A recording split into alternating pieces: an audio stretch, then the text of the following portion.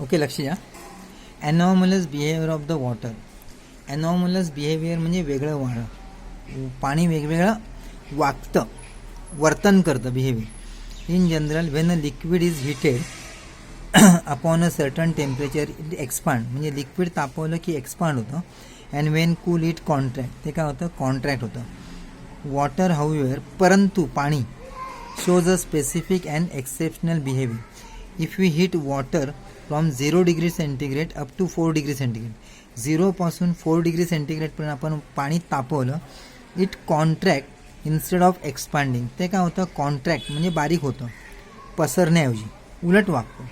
At 4 degree centigrade is volume is minimum, 4 degree centigrade त्याचा volume कमीत कमी होतो due to contraction. If water is heated further, पुढे आपण पाणी तापवलं म्हणजे 4च्या पुढे तापवलं आपण, it expands and its volume increases, volume वाढतो. The behaviour of water between its temperature from 0 degree centigrade to 4 degree centigrade is called the anomalous behaviour of water. त्याला म्हटलं anomalous behaviour of water. If 1 kg of water is heated from 0 degree centigrade and its volume is plotted as a function of temperature, we get the graph. जर त्याचं आपण पाणी 0 degree centigrade तापवलं आणि त्याचा volume काढला तर आपल्याला एक ग्राफ भेटतो. Okay, shown in the figure 5.4. At 4 degree centigrade the volume of the water is minimum. It means that the density of the water is maximum at 4 degree centigrade. Density 4 degree सेंटीग्रेडला maximum असते. Study of the anomalous behaviour of water using Hope apparatus.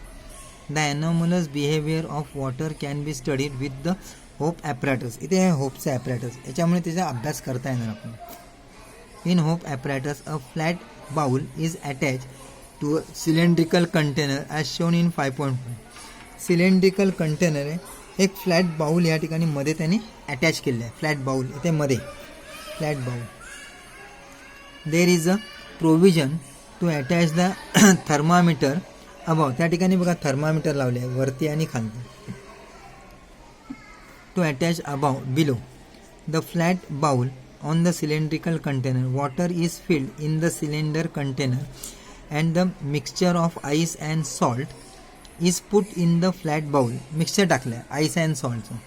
During the study of the anomalous behavior of water using Hope apparatus, temperature T1 T2 are recorded after every 30 minutes. Temperature बघा इथे T1 T2 प्रत्येक 30 मिनिटांचं temperature record करायचं. The temperature of are plotted on the X axis and the time in the minutes on the Y axis. Temperature X ॲक्सिसला आहे, Y ॲक्सिसला आहे temperature. हे बघा इथे टेम्परेचर आणि इथे time in minutes on the X axis. अच्छा, Times इथे एक्स ॲक्सिस आहे, टेम्परेचर इकडे आहे आणि टाईम्स इथे घ्यायला पाहिजे. The graph is shown in 5.6. Sorry, पुढे आहे ग्राफ. अच्छा, पुढच्या ह्याच्यामध्ये ग्राफ दिला आहे बघा, हा ग्राफ आहे तो ग्राफ नाही, हा ग्राफ आहे. ठीक आहे. However, as the time passes, temperature T1 of the water in the lower part of the cylinder decreases fast, while the temperature T2 of water in the upper part of the cylinder decreases continuously slowly.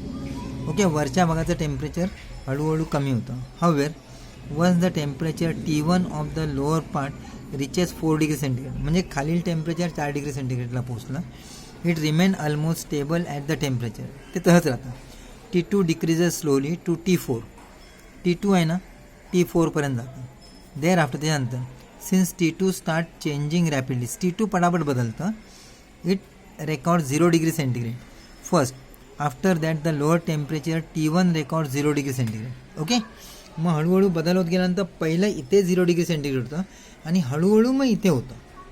पण पहिलं इथे 0 होतं, पहिलं सगळं तापमान 4 degree centigrade होतं.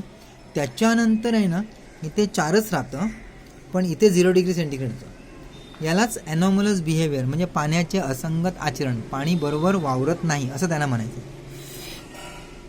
T2 decreases slowly to 4 degree centigrade. Thereafter, since T2 start changing rapidly, its record 0 degree first, and after that the lower temperature T1 records 0 temperature.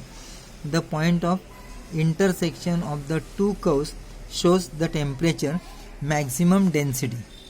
Okay, जे point of intersection म्हणजे ह्या ठिकाणी, हे बघा ह्या ठिकाणी intersection, इथे जास्तीत जास्त डेन्सिटी असते.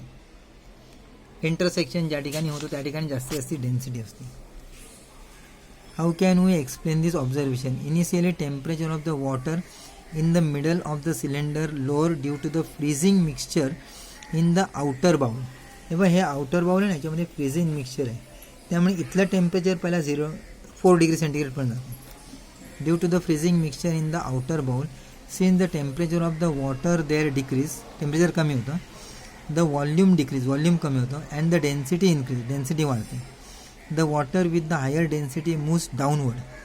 Water with the higher density, लक्षात द्या, मूव्स डाऊनवर्ड, डेन्सिटी वाढलेली. There after the lower temperature T1, temperature कमी होतं T1चं, slows rapidly fall in the temperature and this continues till the temperature of the water become equal to 4 degree centigrade. हे सगळ्याचं 4 degree centigrade होईपर्यंत पाणी असं फिरत राहतं, पण त्यावेळी डेन्सिटी वाढते.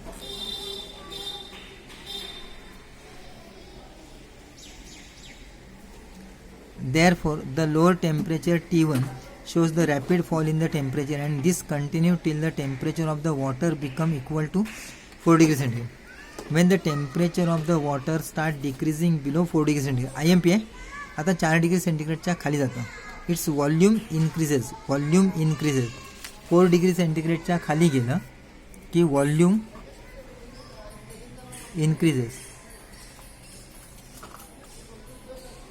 volume increases and the density decreases, density decreases, it therefore moves in the upward direction. ते वर जाणार. The temperature of the water in the upper part T2 therefore decrease rapidly to 0 degree centigrade. वरचं पाणी पटापट 0 degree सेंटीग्रेडला जातं. The temperature of the water in the lower part T1 however remain 4 degree centigrade. हे खालच्या भागाचं temperature 4च राहतं, वरच्या भागाचं टेम्परेचर 0 होतं. Okay, for the some time and then decrease slowly to 0, आणि नंतर हळूहळू 0 डिग्री सेंटीग्रेड होतं. ओके, म्हणजे पूर्ण बर्फ होतं. या तलावामध्ये तेच होतं, पहिलं सगळं टेम्परेचर 4 डिग्री सेंटीग्रेड होतं आणि नंतर वरचं टेम्परेचर 0 डिग्री सेंटीग्रेड होतं आणि इथे बर्फ बनतो, पण खाली पाणी राहतं, त्यामुळे इथे मासे जिवंत राहतात. हा त्याचा मतिता अर्थ आहे. म्हणजे याच्यामध्ये सांगितलं ना, पहिलं पाणी आहे ना, हे साधं पाणी असतं, हे फ्रीजिंग मिक्सचर टाकल्यामुळे ना सगळ्यांचं टेम्परेचर आहे ना 4 डिग्री सेंटीग्रेडपर्यंत कमी होतं. त्यावेळी वॉटर हेवी होतं, वॉटर कॉन्ट्रॅक्ट होतं, जड होतं आणि सगळीकडे वॉटर पसरतं आणि सगळं टेम्परेचर 4 डिग्री सेंटीग्रेड होतं. 4 डिग्री सेंटीग्रेडच्या खाली जेव्हा तापमान जातं ना, त्यावेळी वॉटर एक्सपांड होतं, म्हणजे त्याचं वजन कमी होतं आणि ते वॉटर फक्त वरच राहतं.